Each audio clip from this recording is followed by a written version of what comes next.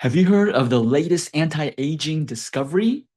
No, it's not stem cells. It's called peptides. Yes, people are still using stem cells, and stem cells can still do miraculous work, but they're really heavy regulated by the FDA, which prevents a lot of wellness practitioners that are not physicians or not traditional physician clinics, these integrative clinics. It prevents them from utilizing stem cells. So the next transition is peptides, because for the customer or for the patient, right? For the patient, stem cells are very expensive. One injection could be $10,000 and they may not even work. Actually, a lot of times it doesn't work. And so the next evolution for integrative clinics is peptides. Stem cells produce peptides. They also produce something called exosomes, but these are a lot cheaper. And there's a lot of unregulation. There's a lot of no regulation, and so a lot of these wellness clinics and integrative clinics are able to use them because the FDA are not heavily regulating them right now. But let's talk about peptides. What are peptides? If you haven't heard of them, or if you have heard of them, I'm going to just give you a brief introductory to what is peptides. Okay? Before I jump in, I always need to give you a disclaimer. I am not a physician. I was not trained in how to prescribe medications or to do surgery. I was trained in traditional Chinese medicine, nutrition, and biochemistry. I was trained to help people restore their organs function so that they can heal themselves again like they were born to do. That's what I was trained in. But let's jump into peptides. Also, a quick reminder, all of this is educational purpose only. This is not a prescription. This is not my recommendation for you to do. And the information that I will be sharing all have clinical studies done. The sources and the links are all listed on the dashboard that I created. So let's jump in. What are peptides? Peptides in general are short chains of amino acids. What are amino acids? You get a protein when your body takes protein. When you eat protein, it's broken down to amino acids. Amino acids, a chain of them, a short chain of them, is called a peptide. What do they do? They're generally smaller than proteins. And many function as biologically active signaling or therapeutic molecules. So what does that actually mean? So peptides are signaling molecules. They're kind of like a supervisor. If you're building a house and you have all of these workers, you have electricians, you got plumbers, you got mason, you got carpenters, they need instruction on what to do, what part of the house to build, what part to do first. There's usually a supervisor. You can say it's a general contractor, but it's anybody who is supervising and providing instructions. They tell the plumber, go work on the toilet, right? The plumbing system. Electrician, go work on that light. That person, that supervisor, is the peptides. And in each house, there may be many peptides, so many signaling or many supervisors, right? And we have that in our body. So we have these peptides tell our body, go heal this, go heal that, go lower your blood pressure, go lower your blood sugar. That's what peptides do. So there are over 100 clinically approved peptides. There are tons of peptides that some have not even been discovered. So the ones that are discovered, just about 100, and the regulated, somewhat regulated. So forms peptides come in. So parenteral delivery, this basically how are peptides administered? They're administered usually as injections, right? So they're either injected under the skin into the muscle. Some of them are engineered for oral formulation, so you can take them in a capsule, right? Take them in a pill or topical. You can take them on your skin. It's like a lotion, a cream, right? You put some peptides on your screen, on your skin for anti-aging, make you younger, right? Advanced delivery systems. So really just think about this. Let me just summarize it, right? You can inject peptides into you, right? You can take it orally in a capsule, or you can rub it on your skin, right? Those are the three main ways I would say. Okay. So what are they currently being used for, peptides? Well, the most popular ones are the GLP-1s. Those are peptides, if you didn't already know that, like the wegovy and all of those. I'm forgetting their brand names, but they're the GLP-1 peptides, right? So they help They're helping with type 2 diabetes. They're helping with weight loss. And you can see insulin and other peptide hormones. They're also being used, peptides are currently being used in oncology. So for cancer, so anti-cancer peptides and peptide-guided approaches. Obviously, they help, but are they really solving the problem? Well, that depends on how you look at it, right? Because if these peptides were so miraculously and they were solving all of these problems, then why are we still seeing a rise in cancer? Why is MD Anderson the number one cancer center of the United States? Why are they every year building more and more hospital beds and treatment rooms, right? Why is cancer on the rise if all of these new inventions are effective? That's for you to decide. My basic common logic, okay, I'm not a physician, but my logic is this. If a treatment really fixes the problem and everybody has access to that treatment, we should see a decrease in that problem, not an increase. Okay.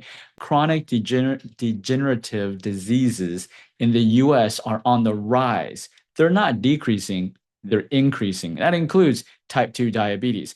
And as another one, if these peptides are supposed to be the miracle ones for type 2 diabetes, well, GLP-1 has been out for years. Why is type 2 diabetes still on the rise, right? My logic may be incorrect. You can judge for yourself, okay? Infective. So some peptides are antimicrobial peptides, immune active peptides. Okay. Remember, peptides are signaling. They're signaling to the body, hey, go do this, go fix that, right? Just being used, okay, aging especially, right? Skin health peptides formulations, right? Make you look your skin less saggy, less wrinkly, right? If this was really reversing anything, then we wouldn't see, disorders on the increase. Okay. Medicine, injectable regenerative peptides like in joints, like knee arthritis, this one lower back. Okay. These are the most common uses for peptides, right? So the observed results so far. Again, none of this is my opinion. This is all backed by medical research, which this dashboard, I have the links. GLP-1, Harvard Medical School, they found that the GLP-1s have transformed the treatment of type 2 diabetes and obesity, and also show promise for heart failure, chronic disease, sleep apnea. The AMA, American Medical Association, highlights the whole medical association thinks the GLP-1 agonists are like the miracle cure of type 2 diabetes, obesity, okay? I like to look at the results. What is the results? Type 2 diabetes, obesity is still on the rise. It's increasing, not decreasing. Okay. GLP-1's been around for years. It should be, if it was truly helping, wouldn't it decrease obesity, right? General therapeutic peptide trend describes major advances in peptide synthesis. Skin health peptides, okay. The idea that peptides are being explored to used for skin support, but outcomes are typically more modest than dramatic. So, kind of results that you're going to get, right? It may help a little. Peptides. Now, is the next question is it really worth the cost? Because, of course, pharmaceutical companies who are producing these peptides are going to say, oh, yeah, all these miraculous, right? The research says it's not. Okay. Regenerative peptides, let's see, injectable as promising adjuncts. So it's not the main treatment, okay? But the evidence base remains much less mature. So there's not enough. So what does it mean? There's not enough research to prove that any of these peptides are going to be effective, okay? I haven't even talked about how sustainable the results are, right? Because we've all heard, we've all, through, if you've had TV, watched TV before, you've seen all of those fad diets, weight loss gimmicks every single year, right?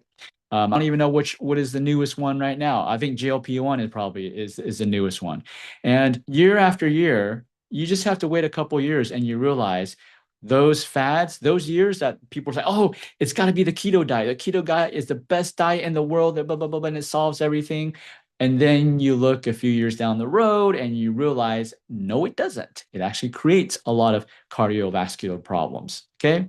It may help you lose weight very quickly in the beginning, but eventually it destroys your system. It can destroys your liver and you gain the weight back.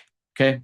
How long? So that's why it's always important to know. Okay, when you're excited, the doctor's excited about the treatment, you're excited about the treatment, but you need to ask, what are the long-term side effects?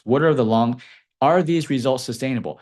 Like peptides, even though they are cheaper than stem cells, they are still expensive. It's still a few thousand per injection.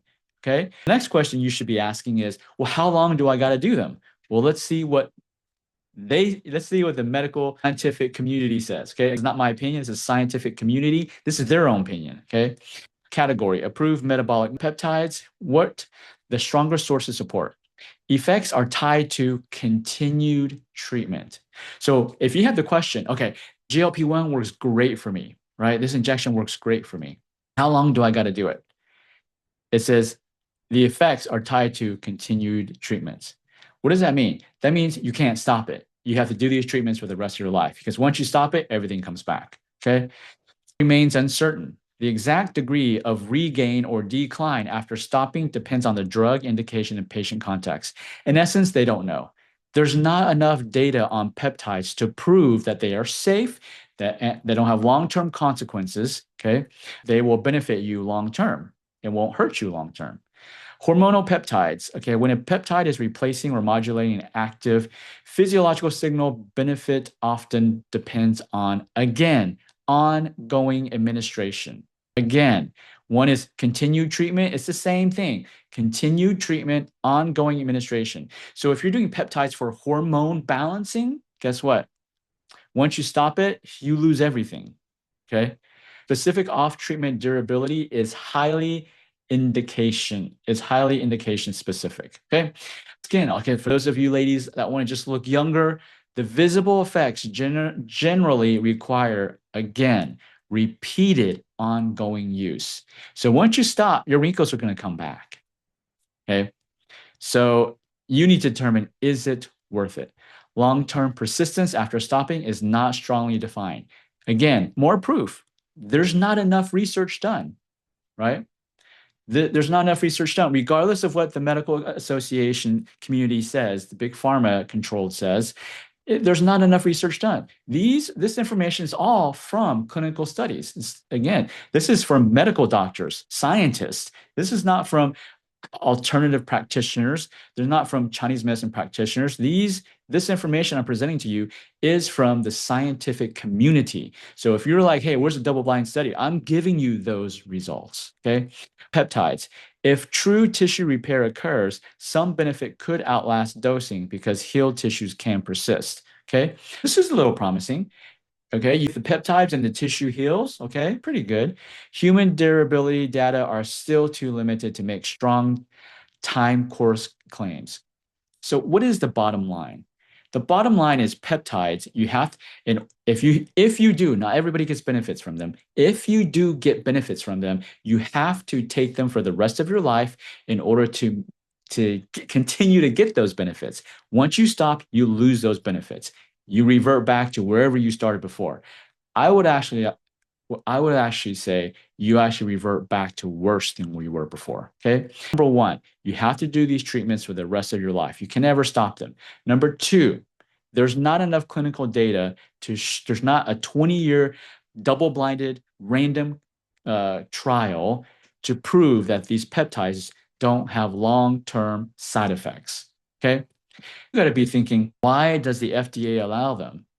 That would be the question to ask, right? Why is the FDA cracking down on natural Chinese herbs that don't have any of these side effects, but they allow these types of medications? Because these peptides are synthetic, they're man-made. Why does the FDA allow these man-made chemicals, even though there's not enough data to prove that they're safe?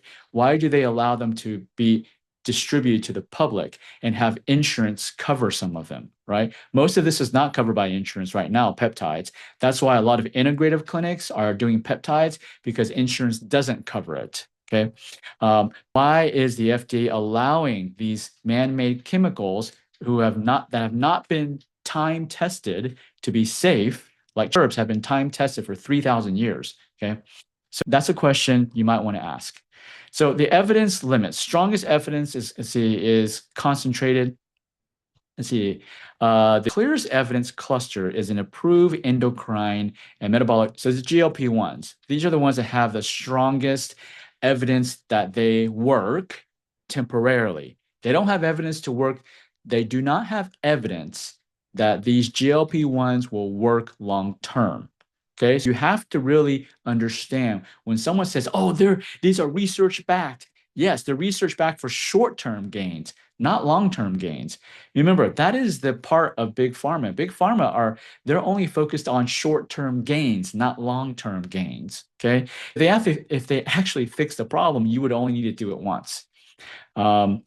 Remains a central challenge. Okay, I'm going to read all this. You can read this dashboard. I'll give you access. This will be, I will give you access our restorative longevity site.